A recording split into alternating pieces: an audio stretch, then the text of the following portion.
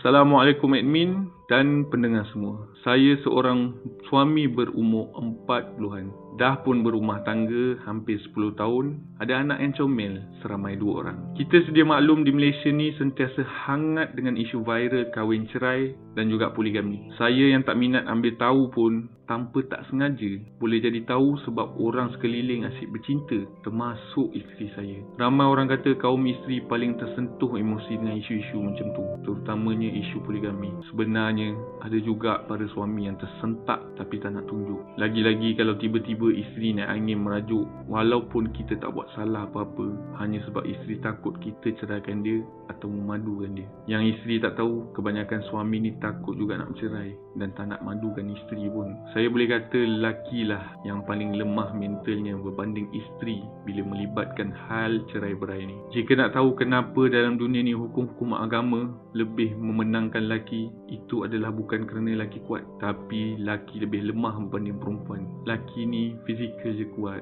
mental lelaki sangat-sangat lemah. Kenapa talak di tangan lelaki? Sebab lelaki terlalu takut untuk bercerai. Lelaki takkan sesuka hati lafazkan cerai sebab sakitnya bercerai memang tak tertanggung. Lelaki lebih suka tambah isteri daripada ceraikan isteri pertama, walaupun dah tak ada perasaan yang sayang pada yang pertama. Perempuan kena faham betul, tak ada lelaki mampu sayang lebih dari seorang perempuan. Mustahil. Lelaki takkan adil buat perasaan sayang. Hanya seorang perempuan je yang akan jadi permaisuri dalam hati, tapi lelaki takkan berani ceraikan isteri lain. Saya bercakap berdasarkan pengalaman. Selalu dah saya berbual hati ke hati dengan ramai lelaki. Memang ternyata mereka semua macam saya, takut untuk bercerai. Isteri saya sendiri selalu sangat minta cerai bila bergaduh masa mula-mula kahwin dulu. Mula-mula dulu, saya pun tak sanggup nak hadap. Memang sakit hati. Murung berminggu-minggu bila isteri asyik nak minta cerai ni. Didesak-desak, tapi saya takut lafaz cerai. Memang tak terluah. Akhirnya kami berbaik. Makin lama makin kurang isteri minta cerai bila bergaduh. Isteri pun dah faham agaknya yang saya tak akan lafazkan cerai. Itulah bezanya lelaki dan perempuan. Perempuan ni fizikalnya saja yang lemah, tapi mental mereka sangat kuat. Selalu kita saksikan perempuan boleh tahan sakit melahirkan anak berjam-jam. Perempuan juga mampu kekal single, tak pernah berkahwin setelah bercerai atau kematian suami.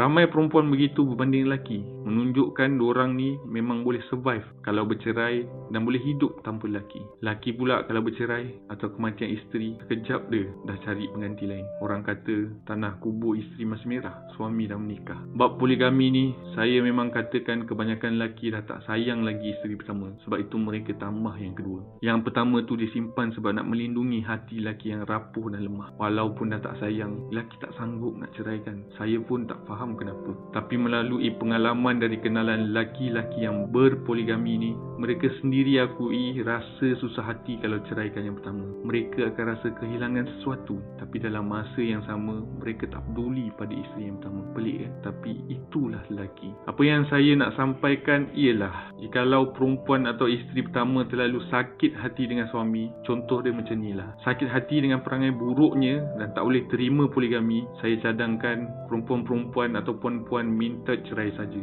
Dengan meminta cerai je lah boleh menyakitkan hati suami, boleh merosakkan jiwanya. Ramai akan kata dosa minta cerai, tak bau syurga, isteri derhaka dan lain-lain. Itu semua macam yang saya cakap awal tadi. Kata-kata tersebut bertujuan untuk melindungi hati lelaki yang lemah aja. Orang yang terlalu penakut akan guna pakai dan keluarkan segala macam hukum hakam untuk menakutkan dan mengawal orang lain. Sedangkan penceraian itu hak setiap individu yang mahu hidup bahagia dengan jalannya sendiri. Cuba tengok contoh Abang Tesla berhadapan dengan isteri kapris Farah Inalis. Bila Farah Inalis cuba mempengaruhi isteri pertama Abang Tesla supaya pilih jalan selain bermadu, Abang Tesla nampak resah dan tak senang duduk. Tak boleh terima cadangan pilihan untuk berpisah.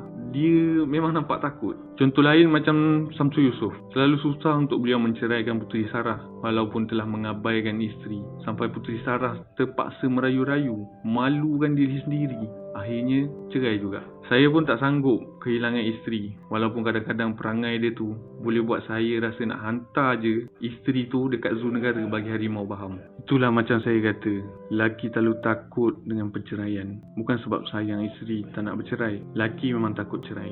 Yang masih sayang tu baguslah. Macam saya ni, yang tak sayang tapi masih simpan isteri pun ada juga. Kesimpulannya, kepada perempuan-perempuan atau puan-puan di luar sana yang hidup dalam kesedihan dan terseksa seksa jiwa, mintalah cerai dengan suami. Itu je cara mahu mengajar mereka supaya hormat korang semua. Semoga bila korang semua berani bersuara untuk tinggalkan dorang, barulah mereka akan buka mata, sedar diri serta berusaha berubah. Jangan taat membuta tuli. Taat dengan membuta tuli juga adalah satu dosa. Sekian dari saya, seorang suami yang takut bercerai.